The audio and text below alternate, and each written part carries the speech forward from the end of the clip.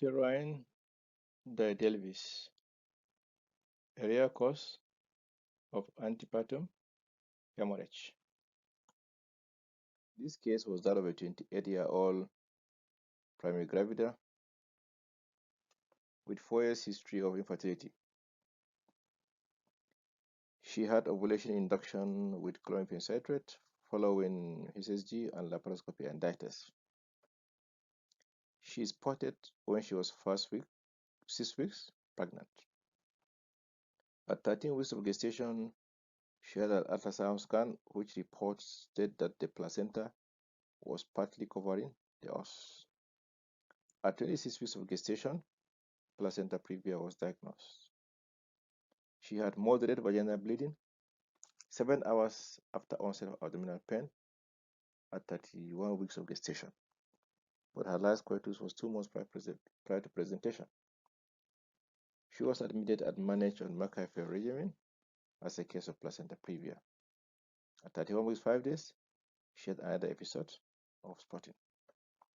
She had elective CS at 37 weeks, and she was delivered of a bouncing baby girl with a birth weight of 3 kg. This was the HSG when she was being evaluated for infertility.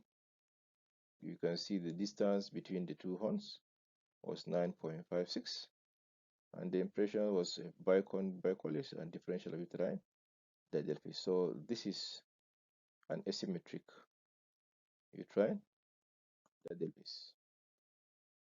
This was a trans-abdominal ultrasound done on admission at 31 weeks of gestation, and the bladder, the vagina, the cervix of the pregnant uterus, and the placenta previa, which I suspected subsequently to be actually a false placenta previa, because here you can see the fundus of the non-pregnant uterus, and here not the clear demarcation between the 2 uteri. Now, note this indentation, the fundus of the non-pregnant uterus, the suspected placenta previa. Here the distance was 9.6 or thereabout, but this was about 5 centimeters. Probably because of the growth in pregnancy, there was diminution in the distance. This is a transverse section of the sapere mort of the non-pregnant uterus, and this is the cervix of the pregnant uterus, and part of the placenta is seen here. This is a magnified image or an enlarged image. The bladder. This is part of the fundus of the non-pregnant uterus. This is the cervix of the pregnant uterus. You can see the anterior lip, posterior lip, cervical canal, and placenta previa. This is the presenting part, the umbilical cord here. Now let's look at this video.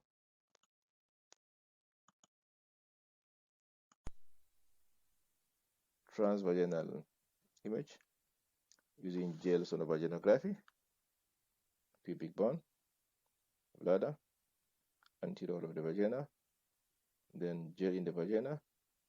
Here you can see the septum, the longitudinal vaginal septum.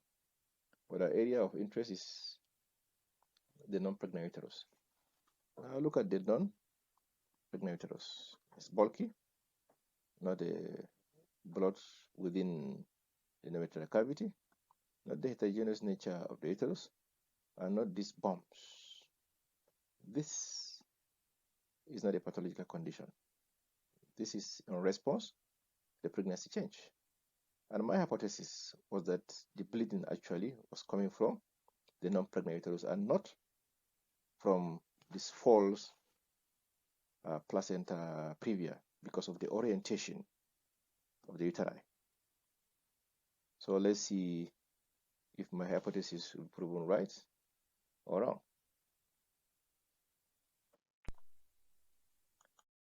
So here we can see the longitudinal vaginal septum, the double cervix, and on 3D here you can see the longitudinal septum and not the air bubble within the gel in both vagina.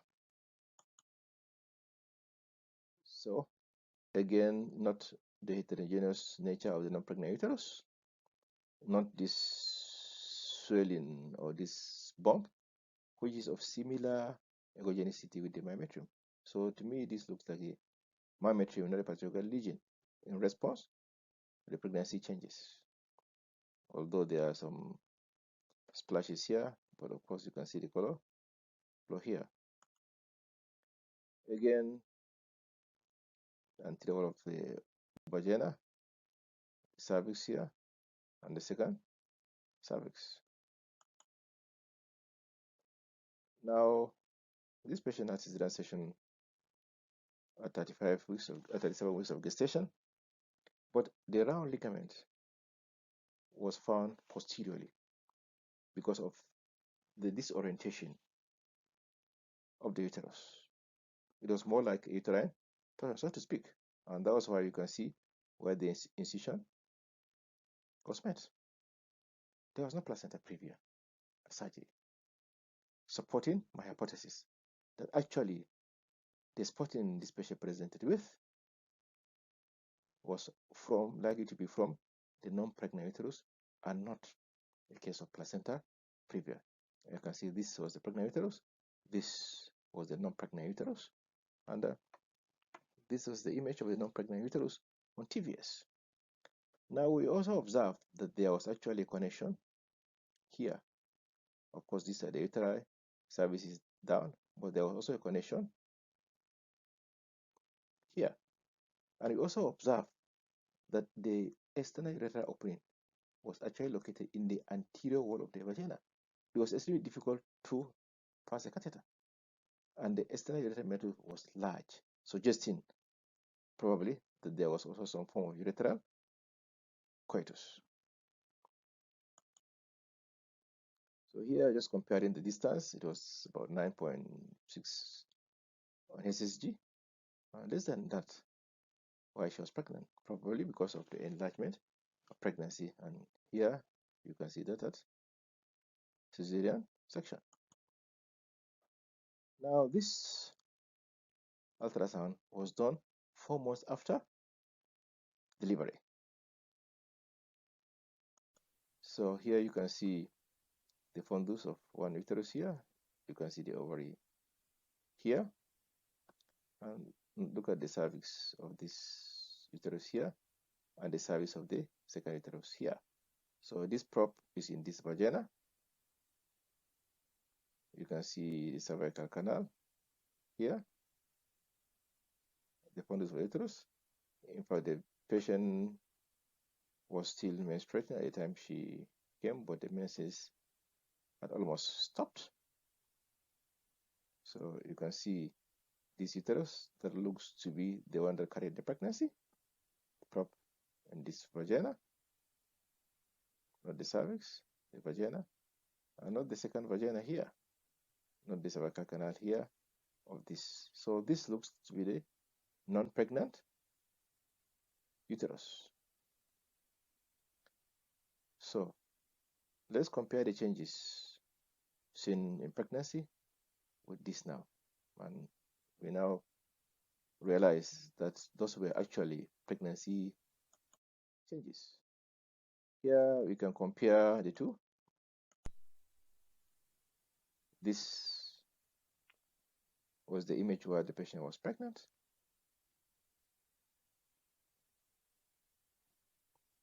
So look at the non-pregnant uterus.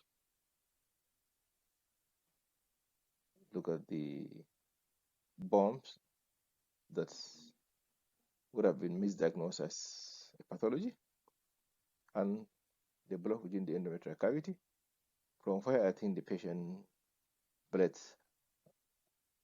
and certainly not from placenta previa, which was not diagnosed at cesarean section. Now look at this uterus now, 4 months after. Compare it with the non-pregnant uterus.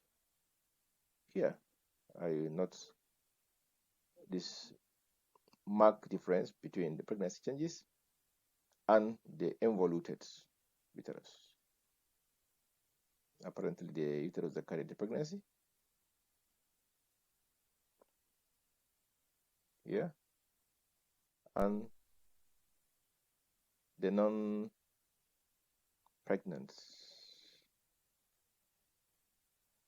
uterus here. So, in that trimester, here's what the uterus looks like, with blood within this cavity and with this bump, which is of similar echogenicity with the merothelium. And 4 months after delivery, look at this uterus. So, I strongly believe that this patient bled from the non-pregnant uterus, and therefore it was not a case of placenta previa, but because of the disorientation or malalignment of the uterine bodies, the ultrasound scan picked the placenta as placenta previa. So what this suggests is that in cases of uterine Didelphys, biconus bicolis, and bicorporal uterus, this is something to consider when patients present with antepartum hemorrhage.